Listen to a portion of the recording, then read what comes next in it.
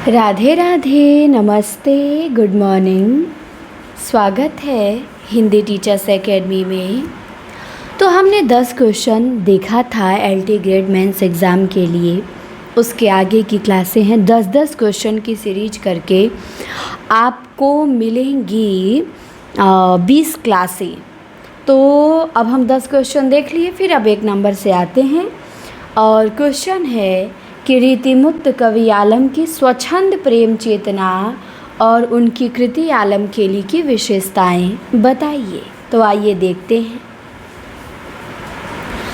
आलम रीतिमुक्त काव्यधारा के एक अत्यंत भावुक और स्वच्छंद कवि थे।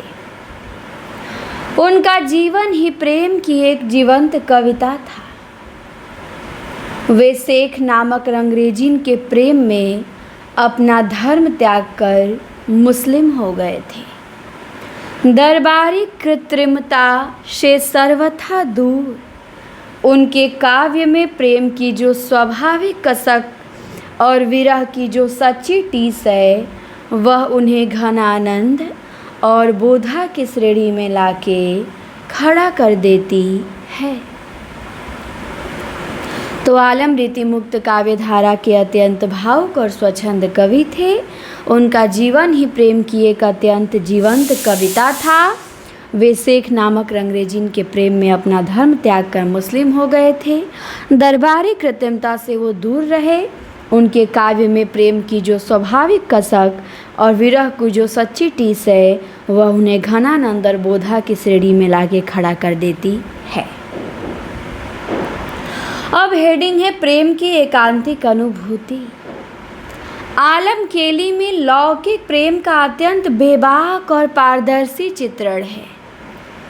इसमें नायिका भेद या अलंकारों का बोझ नहीं, बल्कि सीधे हृदय की अनुभूतियों का अत्यंत सच्चा प्रकटीकरण है। फिर है विरह की अत्यंत सघन पीड़ा। आलम के काव्य में मिलन की अपेक्षा विरह की प्रधानता है। उनका विरह वर्णन इतना तीव्र है और हृदय विदारक है कि आचार्य रामचंद्र शुक्ल ने उन्हें प्रेम की पीर की सच्ची अनुभूति वाला कवि माना है। अब यहाँ पे शुक्ल जी का कथन भी लिख सकते हैं कि प्रेम की पीर को ही लेके इनकी वाणी का प्रादुर्भाव हुआ। आलम के बारे में उन्होंने जो कहा है। फिर है सहज और प्रवाहपूर्ण ब्रजभाषा। आलम ने अपनी अनुभूतियों को व्यक्त करने के लिए अत्यंत ठेठ, मुहावरेदार और प्रवाहपूर्ण ब्रजभाषा का प्रयोग किया, जिसमें भावों के वेग को संभालने की अद्भुत क्षमता है। इसके बाद देखते हैं निष्कर्ष। आलम केली रीतिकालीन रूढ़ियों के विरुद्ध शुद्ध प्रेमानुभूति का एक सशक्त घोषणा पत्र है, जो सिद्ध करता है कि सच्चा काव्य मस्तिष्क से नहीं बल्कि आहत हृदय से जन्म लेता है। तो ये हो गया निष्कर्ष। अब दूसरा प्रश्न है कि रीतिकाल में मतीराम की भाषा शैली और उनके ग्रंथ रसराज की साहित्यिक महत्ता का प्रतिपादन कीजिए। तो आइए देखते हैं। रीतिबद्ध परंपरा में मतीराम, जो चिंतामणि और भूषण के भाई थे, मतीराम का स्थान अत्यंत विशिष्ट है। जहाँ केशवदास चमत्कार और क्लिष्टता में उलझे रहे, वहीं मतीराम ने अपनी रचनाओं में अत्यंत स्वाभाविक, कोमल, रसात्मक श्रृंगार प्रस्तुत किया है। उनका ग्रंथ रसराज नायिका भेद और श्रृंगार रस का निरूपण का एक ऐसा अत्यंत लोकप्रिय ग्रंथ है, जिसका पठन पाठन हर रसिक के लिए अनिवार्य माना जाता था। अब है स्वाभाविक और अकृत्रिम श्रृंगार। मतीराम के श्रृंगार में रीतिकाल की उथली वासना या भद्दापन नहीं है। उनका नायिका भेद वर्णन अत्यंत शालीन, मर्यादित और स्वाभाविक घरेलू जीवन के चित्रों से परिपूर्ण है। इसके बाद नाच, सौंदर्य और भाषा की स्निग्धता देख लीजिए। आचार्य शुक्ल ने मतीराम की भाषा की अत्यंत प्रशंसा करते हुए कहा है कि इनकी से स्निग्ध और आडंबरहीन भाषा बहुत कम कवियों की है। उनकी भाषा में शब्दों का चुनाव अत्यंत कर्णप्रिय और लयबद्ध है। इसके बाद है लक्षणों की स्पष्टता। यद्यपि वे एक आचार्य थे, किंतु उन्होंने काव्यशास्त्र के लक्षणों को अत्यंत सरल दोहों में पिरोया, जो सामान्य जन को भी आसानी से समझ में आ जाते थे। अब निष्कर्ष देख लीजिए।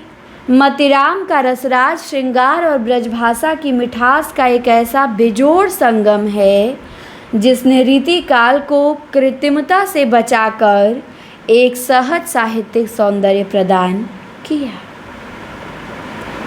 अब है तीसरा प्रश्न कि रीति मुक्त कवि बोधा के काव्य में निहित इश्कनामा और विरहवारिश के महत्व का विश्लेषण कीजिए। बोधा, ब्रैकेट में उनका पूरा नाम लिखेंगे बुद्धिसेन, रीतिमुक्त काव्यधारा के एक अत्यंत फक्कड़, निर्भीक और प्रेम दीवाने कवि थे। पन्ना दरबार के नर्तकी सुभान से उनके सच्चे प्रेम ने उनके काव्य में विरह की वह आग पैदा की, जो रीतिमुक्त कवियों की सबसे बड़ी पहचान है। उनकी दो प्रमुख रचनाएं, एक इश्कनामा जो मुक्तक है और एक विरहवारिश जो माधवानल कमकंदला पे आधारित है, ये हिंदी साहित्य की अमूल्य धरोहर है। अब है हेडिंग प्रेम निडर, प्रेम की निडर उद्घोषणा। बोधा का प्रेम छिपकर रोने वाला नहीं है। वे डंके की चोट पे कहते हैं, यह प्रेम कुपंथ कराल महा तरवार की धार पे धावनो है। उनका प्रेम पंथ अत्यंत दुर्गम और साहसिक है। इसके बाद विरहवारिश में लौकिक प्रेमाख्यान। इस प्रबंध काव्य में उन्होंने माधव और कामकंदला की पुरानी कथा को नए साँचे में ढाल के अपने ही विरह की पीड़ा को अभिव्यक्ति दी है, जिसमें सूफी दर्शन का भी हल्का प्रभाव दिखाई देता है। फिर है तीव्र संवेगात्मक भाषा। बोधा की ब्रजभाषा में व्याकरण की उतनी शुद्धता नहीं है, किंतु उसमें भावनाओं का ऐसा तीव्र वेग है जो पाठक के हृदय को सीधे बेच देता है। अब निष्कर्ष देख लीजिए। बोधा का काव्य उस सच्चे और बागी प्रेम का ज्वलंत उदाहरण है, जो राज्याश्रय के भय से मुक्त होकर केवल अपने हृदय की पीर और स्वाभिमान के लिए रचा गया था। इसके बाद चौथा प्रश्न है, रीति काल के संदर्भ में सेनापति के प्रकृति चित्रण और उनके ऋतु वर्णन की अद्वितीयता को सिद्ध कीजिए। तो आइए सिद्ध करते हैं। रीति काल में जहां अधिकांश कवियों ने प्रकृति का उपयोग केवल नायिका के श्रृंगार या विरह को भड़काने के लिए किया, वहीं राम भक्त कवि सेनापति ने प्रकृति को एक स्वतंत्र और आलंबन रूप में स्वीकार किया। उनका ग्रंथ कवित्त रत्नाकर संपूर्ण रीति काल में अत्यंत सजीव, सूक्ष्म और चित्रात्मक ऋतु वर्णन के लिए अद्वितीय माना जाता है। इसके बाद है स्वतंत्र और सूक्ष्म अवलोकन। सेनापति ने प्रकृति को महलों की खिड़कियों से नहीं, बल्कि खुली आंखों से देखा।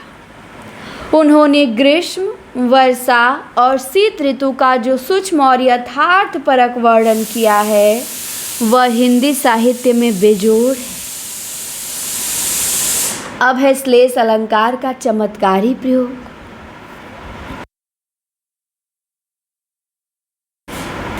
सेनापति श्लेष अलंकार के सिद्धहस्त कवि थे। उन्हें एक ही छंद में ऐसे श्लिष्ट शब्दों का प्रयोग किया कि उसे छंद से भीषण ग्रीष्म ऋतु का और अत्यंत शीतलता प्रदान करने वाली वर्षा ऋतु दोनों का अर्थ निकलता है। इसके बाद है प्रकृति का मानवीकरण। उन्होंने ऋतुओं जैसे वसंत को एक शक्तिशाली राजा के रूप में प्रस्तुत कर प्रकृति का अत्यंत सुंदर मानवीकरण किया। जैसे बरन बरन तरु फूले उपवन बन चतुरंग संग दल लहियतु है।